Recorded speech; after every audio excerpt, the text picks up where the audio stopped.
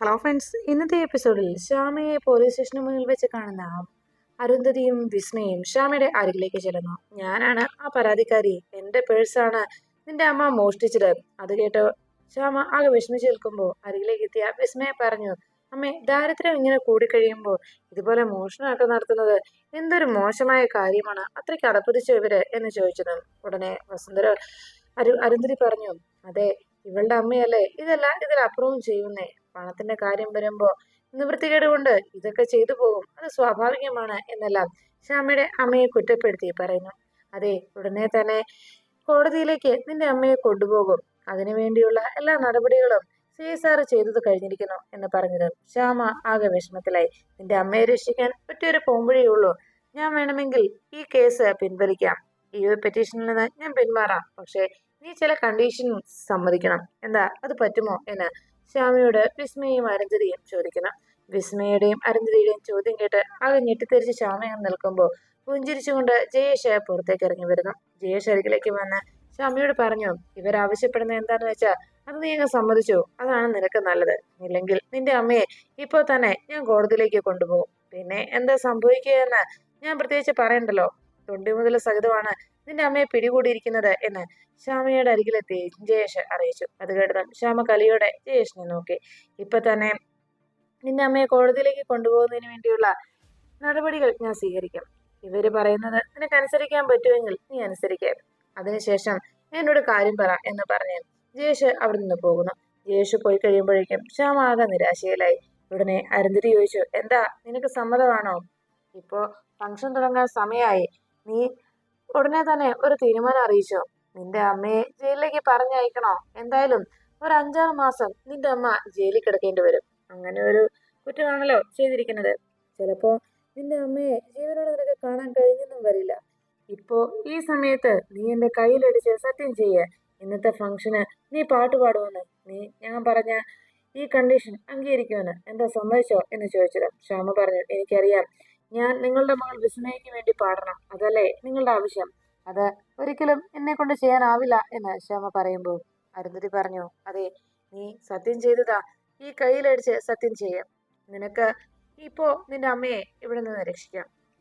നീ സമ്മതിക്കുകയാണെങ്കിൽ നിന്റെ അമ്മയ്ക്കെതിരെയുള്ള ഈ പരാതി ഞാൻ പിൻവലിക്കും. അല്ല എങ്കിൽ നിന്റെ അമ്മ നേരെ ജയിലിലേക്ക് പോകും. അതാ സംഭവിക്കുക. നീ എന്താന്ന് വെച്ചാ ഇപ്പൊ തീരുമാനിക്കണം. അധിക നേരം സമയമില്ല എന്ന് പറഞ്ഞ് അരുന്ധതി കൈ നീട്ടി അങ്ങനെ നിൽക്കുമ്പോ നിലയത്തിലേക്ക് പുറത്തു പോയ ആദിത്യനും അഖിലും മടങ്ങിയെത്തി. അവര് വരുന്നത് കാത്ത് വാതിൽ കാത്തിരുന്ന അമൃതയെടുത്തി വേഗം അഖിലിനരികിലേക്ക് ഓടിയെത്തുന്നു.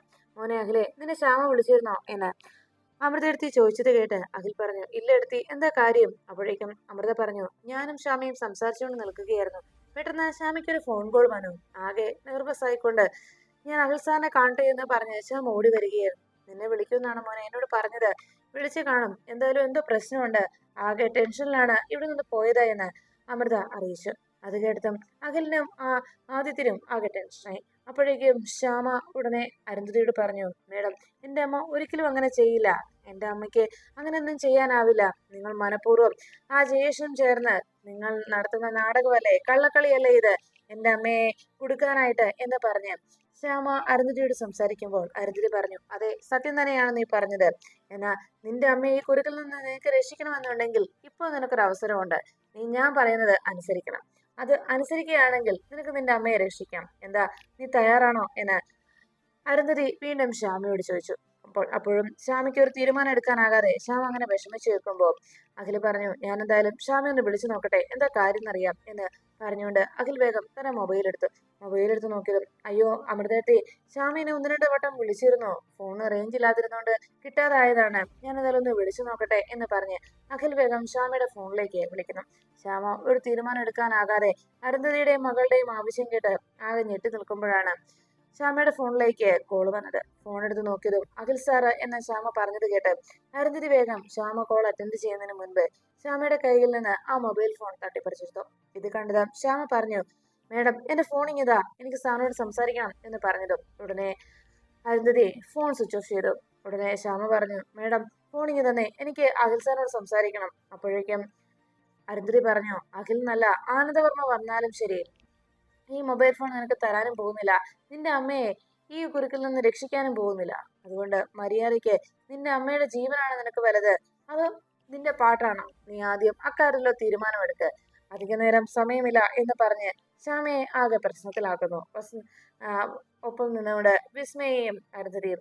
അവസാനം ശ്യാമ പറഞ്ഞു, മേഡത്തോട് ഞാൻ പറഞ്ഞത് എന്റെ ഫോണിങ് തരാൻ എന്ന് പറഞ്ഞത്. അരുന്ധതി പറഞ്ഞു, നിന്റെ ഫോൺ ഞാൻ തരില്ല എന്ന് പറഞ്ഞാൽ തരില്ല. ഇപ്പോ തന്നെ നീ ഇക്കാര്യത്തിൽ ഒരു തീരുമാനം ഉണ്ടാക്കിയേ തീരൂ. അല്ലാതെ നിന്റെ ഫോൺ വേണമെങ്കിൽ ഞാൻ തരാം, പക്ഷെ നിന്റെ അമ്മ ജയിലിലേക്ക് പോകും. നിന്റെ അമ്മയെ ജയിലിലേക്ക് പറഞ്ഞു വിടണോ അതോ നിനക്ക് ഫോൺ വേണോ? നീ ഉടനെ തീരുമാനിച്ചോ എന്ന് പറഞ്ഞ് ശ്യാമയോട് തീരുമാനം അറിയിക്കാൻ അരുന്ധതി ആവശ്യപ്പെടുമ്പോൾ അവിടുന്ന് ജയേഷ് പറഞ്ഞ അനുസരിച്ച് വനിതാ കോൺസ്റ്റബിൾമാർ ദേവകിയെ കോടതിയിലേക്ക് കൊണ്ടുപോകാനായി പോലീസ് ജീപ്പിലേക്ക് പിടിച്ചു വലിച്ചുകൊണ്ട് വരുന്നു. അമ്മയെ കണ്ടതും ശ്യാമ അരികിലേക്ക് ഓടിയെത്തി. അമ്മേ എന്ന് വിളിച്ചതും ഉടനെ ദേവകി പറഞ്ഞു, മോളെ ഞാനൊരു തെറ്റും ചെയ്തിട്ടില്ല, ഇവരാരും വിശ്വസിക്കുന്നില്ല മോളെ എന്ന് പറഞ്ഞതും ശ്യാമ പറഞ്ഞു, അമ്മേ അമ്മേ എന്ന് വിളിച്ച് അരികിലേക്ക് ഓടി ചെല്ലുമ്പോൾ ഉടനെ ശ്യാമ അമ്മയെ ചെന്ന് പിടിക്കുന്നത് കണ്ട് വനിതാ കോൺസ്റ്റബിൾമാർ ശ്യാമയെ തടഞ്ഞു. നിങ്ങൾ ദേഹത്തെ പിടിക്കാതെ മാറി നിൽക്കങ്ങോട്ട് എന്ന് പറഞ്ഞ് ശ്യാമയുടെ നേരെ തട്ടിക്കയറണം. അപ്പോഴേക്കും ദേവകി പറഞ്ഞു, മോളെ ഇത് ചതിയാണ് മോളെ, അമ്മ ഒരു തെറ്റും ചെയ്തിട്ടില്ല എന്ന് വീണ്ടും ദേവകി ആവശ്യപ്പെടുമ്പോൾ ജയേഷ് അവിടേക്ക് ഇറങ്ങിയെത്തി. ശ്യാമ ജയേഷിനരികിലേക്ക് എത്തി. സാർ, എന്റെ അമ്മ തെറ്റ് ചെയ്തിട്ടില്ല, എന്റെ അമ്മ നിരപരാധിയാണ് എന്ന് പറഞ്ഞതും ജയേഷ് പറഞ്ഞു, അത് കോടതി തീരുമാനിക്കട്ടെ. നിന്റെ അമ്മ ഇപ്പോ ഞാൻ കോടതിയിൽ ഹാജരാക്കും, അതിനനുസരിച്ച് അതിന് വേണ്ട നടപടികൾ നടത്തി കഴിഞ്ഞു. എന്തായാലും നീ അരുന്ധതി മേഡം പറഞ്ഞ അനുസരിച്ച് ഇവരുടെ ആവശ്യം അനുസരിച്ച് നിനക്ക് ചെയ്യാൻ കഴിയുമെന്ന് നീ നോക്ക്. ഇല്ല എങ്കിൽ നിന്റെ അമ്മയെ ഞാൻ ഇപ്പോ കോടതിയിലേക്ക് കൊണ്ടുപോകും. അപ്പോഴേക്കും അരുന്ധതി ചോദിച്ചു, നീ തീരുമാനിച്ചോ എന്താ വേണ്ടത്? നിന്റെ അമ്മയെ രക്ഷിക്കണോ അതോ നിനക്ക് ഫോൺ വേണോ? അപ്പോഴേക്കും വീണ്ടും ദേവകി ആകെ വിഷമത്തോടെ മേഡം എന്ന് വിളിച്ചതും ശ്യാമ എന്ത് പറയണമെന്ന് അറിയാതെ ആകെ വിഷമത്തിലായി. ജയേഷ് പറഞ്ഞു, നീ മര്യാദയ്ക്ക് ഇവര് പറയുന്ന കേക്ക്, അല്ലെങ്കിൽ നിന്റെ അമ്മയെ ഇപ്പൊ ഞാൻ കോടതിയിലേക്ക് കൊണ്ടുപോകും എന്ന് പറഞ്ഞ് ജയേഷ് വേഗം ജീപ്പിലേക്ക് കയറാനായി ഒരുങ്ങി. അവിടെ നിന്ന് വനിതാ കോൺസ്റ്റബിൾമാരോട് അവരെ ജീപ്പിലേക്ക് കയറ്റാൻ പറഞ്ഞിട്ട് ജയേഷ് പോകുന്നു. അവർ രണ്ടുപേരും ചേർന്ന് നിർബന്ധമായി വളരെ ബലപ്രയോഗത്തിലൂടെ ദേവകിയെ ആ ജീപ്പിലേക്ക് പിടിച്ചു കയറ്റുന്നു. ജീപ്പിൽ കയറി അവരിയ്ക്കുന്ന സമയത്ത് ജയേഷ് അകത്തേക്ക് കയറിപ്പോയതും ശ്യാമ ഒരു തീരുമാനം എടുക്കാനാകാതെ ആകെ വിഷമിച്ചിരുന്നു. ഉടനെ ശ്യാമ പറഞ്ഞു, ആ ജയേഷും ചേർന്ന് നിങ്ങൾ നടത്തിയ നാടകമല്ലേ ഇതെല്ലാം? നിങ്ങൾ നടത്തിയിരിക്കുന്ന ചതിയല്ലേ ഇത് എന്ന് ശ്യാമ വീണ്ടും ചോദിച്ചതും അരുന്ധതി പറഞ്ഞു, കൃത്യമായിട്ടും അത് തന്നെയാണ്. നിനക്കറിയാവല്ലോ ജയേഷിന് നിന്റെ കുടുംബത്തോടും ആനന്ദവർമ്മയോടും അഖിലിനോടുമുള്ള വെറുപ്പ് എത്രത്തോളമാണെന്ന്. അത് മാത്രമല്ല, ജയേഷ് നിന്നോട് കാണിച്ചത്, നീ ആ അശ്വതിയുടെ കൂടെ ചേർന്ന് ജയേഷിനെ നീയും കുറെ കബളിപ്പിച്ചില്ലേ? അതുകൊണ്ട് തന്നെ അതിന്റെ എല്ലാം പ്രതികാരം അയാൾ ഇപ്പൊ വീട്ടും. അതാണ് സംഭവിക്കുന്നത്. ആദ്യം ഈ ഒരു കാര്യം ഓർത്തോ, നിന്റെ അമ്മയ്ക്ക് ഇനി അധിക നാൾ ആയുസുണ്ടാകാൻ സാധ്യതയില്ല. കാരണം നിന്റെ കുടുംബത്തിന്റെയും നിന്റെ അമ്മയുടെ ഒക്കെ മാനം കപ്പലേറാൻ പോവുകയാണ്. അവര് ജയിലിലേക്ക് പോയി കഴിഞ്ഞാൽ അവിടെ കിടന്ന് അവര് നരകയാതന അനുഭവിക്കും. ചിലപ്പോൾ അതിനു മുൻപ് തന്നെ അവർക്ക് അറ്റാക്ക് വന്ന് മരണപ്പെട്ടേക്കും. ഇപ്പോൾ ജീവനോടെയാണ് നിന്റെ അമ്മയെ നീ കാണുന്നത്. നീ വേണമെങ്കിൽ ഒന്നുകൂടി പോയി കണ്ടോ, നിന്റെ അമ്മയെ കുറച്ചു നേരം കൂടി ജീവനോടെ നിനക്ക് കാണാം. അത് കഴിഞ്ഞാൽ പിന്നെ ചിലപ്പോ വെള്ളം പുതച്ച ഒരു ആംബുലൻസ് ആയിരിക്കും നിന്റെ വീട്ടിലേക്ക് വന്ന് നിൽക്കാൻ പോകുന്നത്. ജീവനറ്റ നിന്റെ അമ്മയുടെ മൃതശരീരം നിനക്ക് കാണാൻ കഴിയും. ഇന്ന് ആനന്ദവർമ്മയുടെ പിറന്നാൾ ആഘോഷം ആയിരിക്കില്ല നീയും അഖിലും ആഘോഷിക്കാൻ പോകുന്നത്, മറിച്ച് നിന്റെ അമ്മയുടെ മരണാനന്തര ചടങ്ങുകൾക്കായിരിക്കും നിങ്ങൾ പങ്കുചേരാൻ പോകുന്നത്. നീ ഓർത്തോ എന്ന് പറഞ്ഞ് അരുന്ധതി ശ്യാമയെ വല്ലാതെ ബ്ലാക്ക്മെയിൽ ചെയ്യുന്നു. ശ്യാമ ആകെ നിരാശയിലായി. എന്ത് ചെയ്യണമെന്നറിയാതെ ആകെ പകച്ചേറും. ഇപ്പൊ തന്നെ നിനക്കൊരു തീരുമാനം എടുക്കാം. എന്റെ മോൾക്ക് വേണ്ടി നീ പാടുന്നോ അതോ നിന്റെ അമ്മയുടെ ജീവനാണോ വലുത്? ഉടനെ ശ്യാമ ആകെ പ്രശ്നത്തോടെ പറഞ്ഞു, വേണ്ട, എന്റെ അമ്മ എനിക്ക് വേണം. എന്റെ അമ്മയ്ക്കൊന്നും സംഭവിക്കാൻ പാടില്ല. എന്റെ അമ്മയ്ക്ക് ജയിലിലേക്ക് മറ്റോ പോകുന്ന പറഞ്ഞാൽ ആ നിമിഷം എന്റെ അമ്മയ്ക്ക് അറ്റാക്ക് വരും. അതുകൊണ്ട് എന്റെ അമ്മയാണ് എനിക്ക് വലുത്. ഞാൻ പാടാം, നിങ്ങൾ പറയുന്നത് പോലെ ഞാൻ ചെയ്യാം എന്ന് ശ്യാമ വാക്ക് നൽകുന്നു. അത് കേട്ടുകൊണ്ട് ആകെ വിഷമത്തോടെ ദേവകി ഭഗവാനെ വിളിച്ച് കരഞ്ഞുകൊണ്ട് ആ ജീപ്പിലിരിക്കുമ്പോ ശ്യാമ പറഞ്ഞു, ഞാൻ അഖിൽ സാറിനും അച്ഛനും കൊടുത്ത വാക്ക് ഞാൻ മറന്നോളാം. നിനക്ക് വേണ്ടി ഞാൻ പാടാം, എന്ത് വേണമെന്ന് ചെയ്യാം എന്ന് ശ്യാമ സമ്മതിച്ചു. എന്റെ അമ്മയെ വെറുതെ വിടണം എന്ന് ശ്യാമ കണ്ണീരോടെ അരുന്ധതിയോട് പറയുമ്പോ അരുന്ധതി പറഞ്ഞു, ഓ ശരി ശരി, നീ എനിക്ക് വേണ്ടി പാടിയ എന്റെ മകൾക്ക് വേണ്ടി പാടിക്കഴിഞ്ഞാൽ ആ നിമിഷം നിന്റെ അമ്മയ്ക്കെതിരെയുള്ള പരാതി ഞാൻ പിൻവലിച്ചിരിക്കും. എന്താ അതുപോലെ എന്ന് ചോദിച്ച് അരുന്ധതിയും വിസ്മയും പരസ്പരം നോക്കി പുഞ്ചിരിക്കുന്നു. അങ്ങനെ അവരാഗ്രഹിച്ച കാര്യം നേടിയെടുത്തതിന്റെ സന്തോഷത്തിൽ അമ്മയും മകളും അങ്ങനെ നിൽക്കുമ്പോൾ അഖിൽ വീണ്ടും ശ്യാമയുടെ ഫോണിലേക്ക് വിളിച്ചുകൊണ്ടേയിരുന്നു. അഖിലിന്റെ കോൾ അറ്റൻഡ് ചെയ്യാനോ ശ്യാമയുടെ ഫോൺ റിങ് ചെയ്യാത്ത ആകെ സ്വിച്ച് ഓഫ് എന്ന് പറഞ്ഞത് കേട്ട് അഖിൽ ആകെ നിരാശയിലായി. ആനന്ദവർമ്മ അരികിലേക്ക് എത്തിയതും അഖിൽ പറഞ്ഞു, അച്ഛൻ എത്ര വിളിച്ചിട്ടും കിട്ടുന്നില്ല. ഉടനെ ആനന്ദവർമ്മയും പറഞ്ഞു, ഞാനും വിളിച്ചു നോക്കി, പക്ഷേ ഫോൺ എടുക്കുന്നില്ല.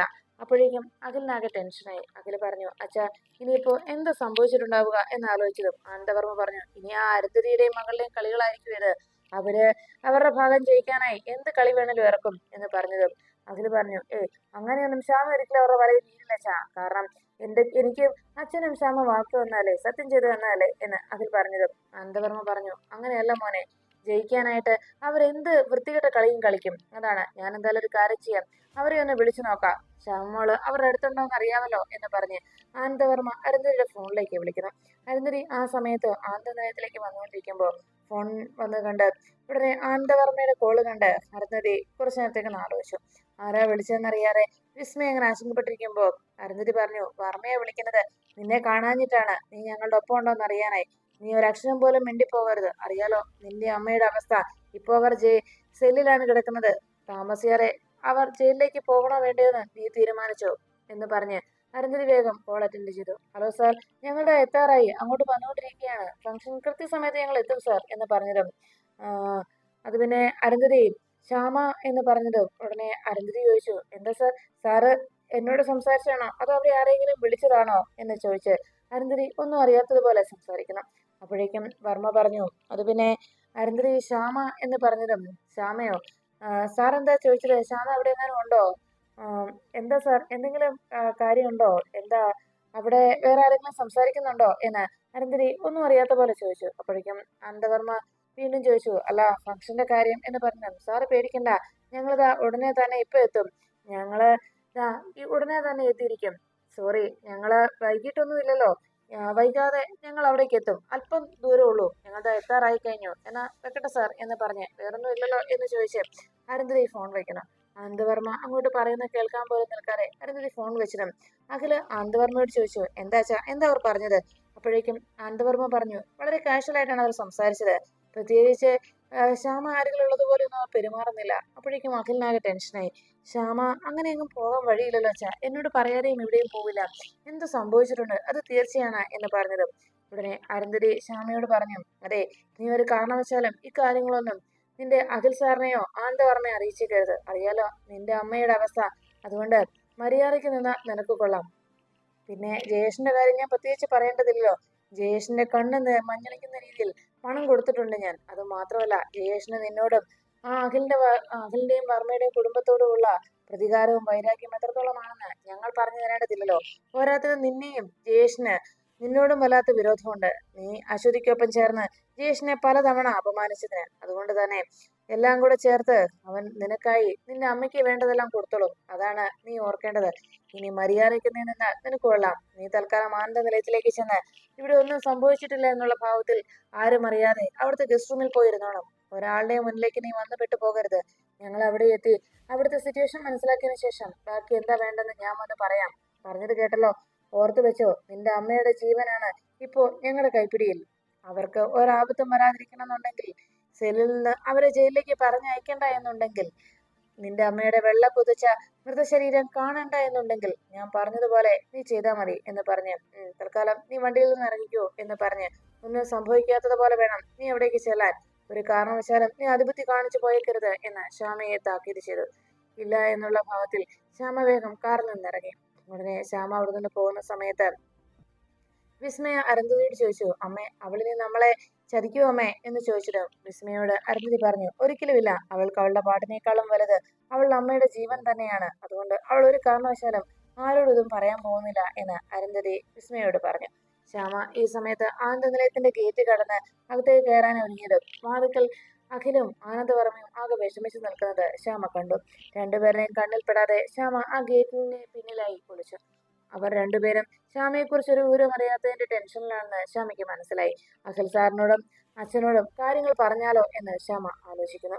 അഖില് വീണ്ടും വീണ്ടും ശ്യാമയുടെ ഫോണിലേക്ക് കോൾ ചെയ്തുകൊണ്ടേയിരുന്നു. അഖിലിനെ സമാധാനിപ്പിച്ച് ആനന്ദവർമ്മ ശ്യാമ ഉടനെ എത്തുമെന്ന് പറഞ്ഞ് സമാധാനിപ്പിച്ചുകൊണ്ട് നിൽക്കുന്നത് ശ്യാമ അവിടെ നിന്ന് കാണുന്നു.